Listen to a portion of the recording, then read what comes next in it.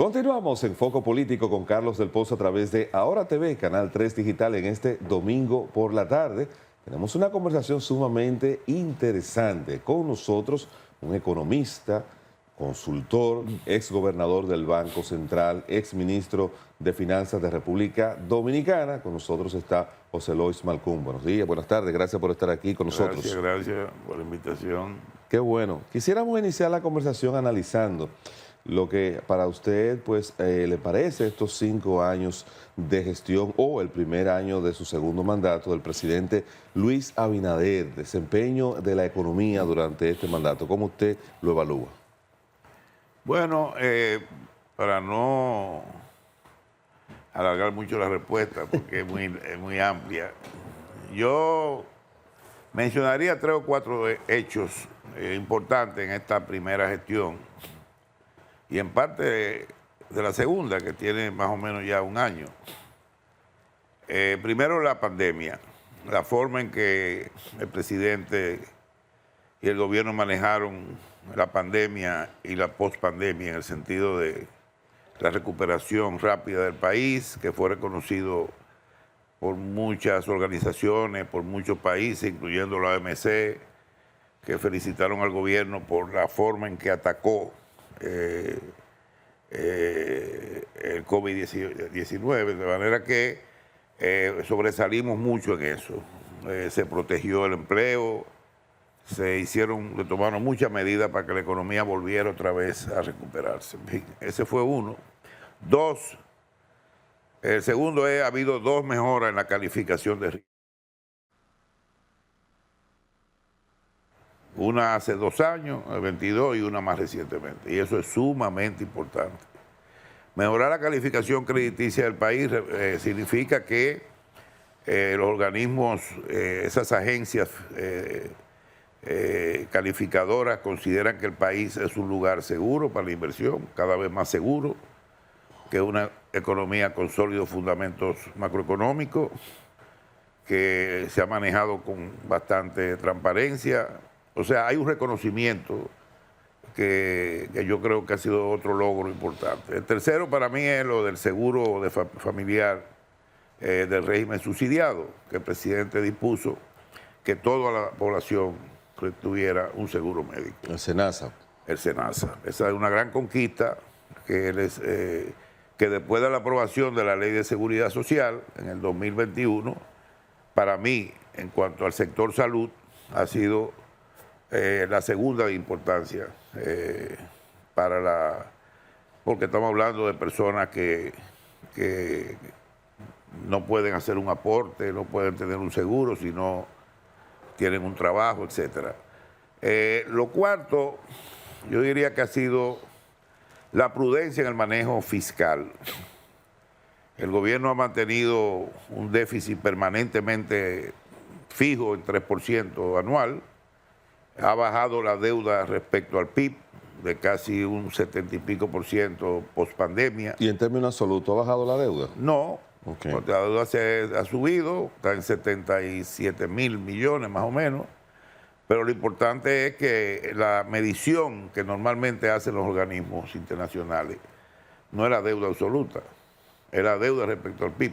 Ya, la capacidad de pago del país. Exacto, y la ha bajado, bajó como 10 puntos, está en 59, menos de 60, lo que es un nivel considerado bastante bueno porque normalmente ya más de 60 y más de 70 peor, aunque la mayoría de los países de la región están sobre 70, Estados Unidos sobre 100, Europa todos, también la mayoría están entre 90, 110, 160. O sea, estamos bien en ese aspecto. Y lo último, yo creo, lo más importante también, es la transparencia y ética gubernamental. No hay duda que no tenemos la corrupción que teníamos en el pasado, ya todo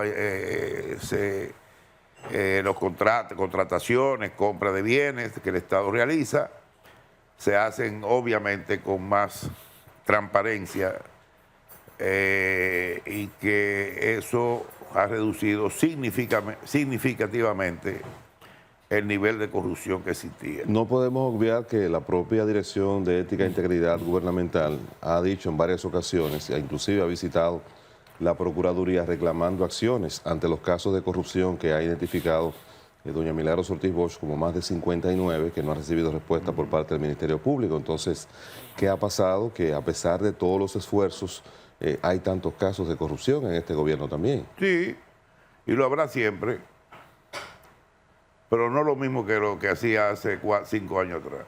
Aquí por ejemplo, ¿por qué el presidente Abinader ha hecho más obras comparando los 4 años que tiene más los últimos 4 años del gobierno pasado y de los 4 años del gobierno antepasado, comparando 4 años por 4 años? ¿Sabe por qué?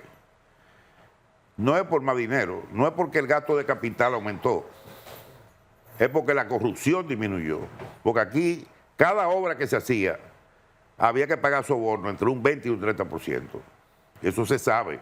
Ahí tenemos el caso de Odebrecht, que es un ejemplo de los tantos que hubieron. ¿Y hubo sentencia en el caso de Odebrecht? ¿Hubo sentencia judicial en el caso de Odebrecht?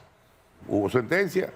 ¿Cuál fue la sentencia? Bueno, se pagaron, se devolvió dinero y se sometieron a varias personas, pero hubo corrupción, una gran corrupción. Pero legalmente... reconocida por ellos mismos. Pero legalmente no se pudo probar, no existió, no hay sentencia. Bueno, pero no hubieran devuelto 90 millones al gobierno. Fue un acuerdo que se hizo y después de lo que vimos que pasó en Brasil, para no entrar en ese tema con profundidad, el tema lavajato fue parte de la oferta impuesto por el gobierno de entonces de Joe Biden, y ahí obligaron a esa empresa a tener que llegar a acuerdos en el caso de República Dominicana. Sí, porque Dominicana. la corrupción no fue aquí nada más.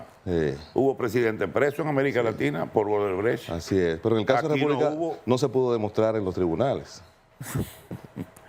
Está bien. No se pudo demostrar. Está bien, no se demostró, perfecto, pero se reconoció el pago, lo que es un reconocimiento de que hubo sobornos que se pagaron, y eso le costó dinero al Estado, y eso lo pagó Odebrecht. Fue un reconocimiento tácito, y sabemos que pasaba con todas las obras. Con todas las obras pasó lo mismo, no solamente con Odebrecht. Entonces ahora resulta que lo que costaba 10 mil millones, una obra que costaba 10 mil millones, ahora cuesta 8. ¿Y hay más obras ahora entonces? Claro. ¿Y cuáles son esas obras? Ahí la van a nombrar presidente. Espera que el presidente haga el informe. Yo te puedo decir.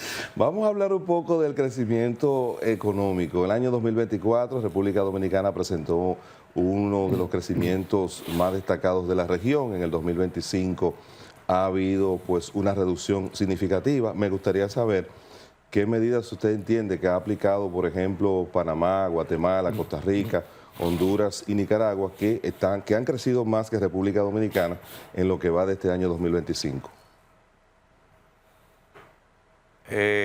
24, sí, la economía terminó de un crecimiento del 5%. Este año está creciendo a la mitad. Digamos que entre enero y julio estamos creciendo a un 2.4%, e interanual a un 1.1% a julio. Sí.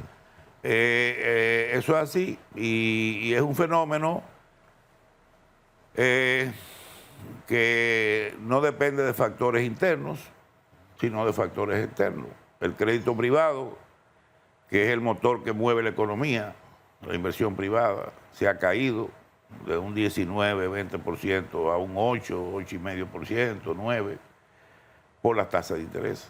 ¿Y los factores externos no afectaron, por ejemplo, a Panamá, a Guatemala, a Costa Rica? A toda América. Pero sin embargo han crecido por encima de República Dominicana. Nosotros somos el cuarto país en crecimiento en América Latina. Bajamos al sexto. De Panamá, Argentina, Panamá, Costa Rica, Guatemala, Honduras y Nicaragua están por encima de nosotros. No sé Nicaragua, lo dudo. Sí, está por encima de nosotros. Bueno, está bien, pero aunque sea, somos por los quintos, por los sextos. Estamos en el quinto. Estamos bien. Pero los factores externos, ¿no afectaron a esos países que están por encima? Sí, igual lo afectaron a todos. ¿Y por qué ellos lograron crecer y nosotros no?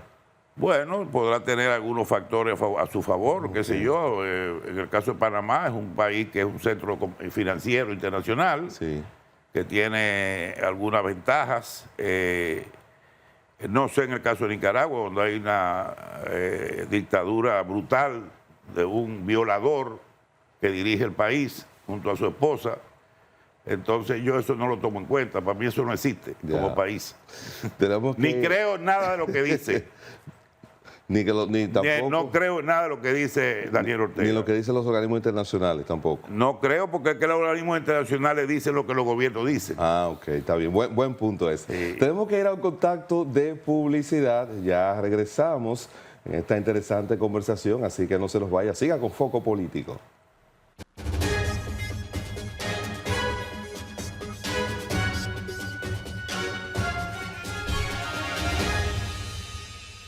Continuamos en Foco Político a través de Ahora TV, Canal 3 Digital, en este domingo por la tarde. Estamos conversando con José Lois Malcún, ex gobernador del Banco Central, ex ministro de Finanzas, economista y también consultor. Señor Malcún, vamos a hablar entonces de reforma fiscal. ¿Es necesaria la reforma fiscal con la llegada de Magín ahora al Ministerio de Hacienda? ¿Qué cosas podemos esperar? Bueno, yo siempre he sido un defensor de la reforma fiscal desde hace muchos años y consideré un error que se retirara el proyecto de ley que estaba ya en el Congreso. Yo entiendo que en ese momento lo que se debió hacer fue una discusión, abrir, ¿cómo se dice?, vista pública en el Congreso, hacerle algunas modificaciones al proyecto que necesitaba modificaciones. Y aunque no se hubieran recaudado 125 mil millones, que era lo que pretendía esa reforma, por lo menos recaudar 80, 90 mil millones, que ahora el gobierno lo está necesitando, porque está viendo cómo hay una camisa de fuerza, presupuestariamente hablando. Los ingresos no están creciendo así, y menos con un crecimiento bajo como este año. Y entonces yo creo que esa reforma podría ser retomada ahora.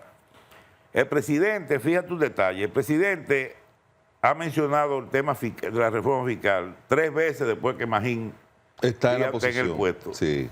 Eso te da a ti alguna idea de que es posible que de aquí a octubre, noviembre, pudiera salir otra versión diferente, por supuesto, de una reforma.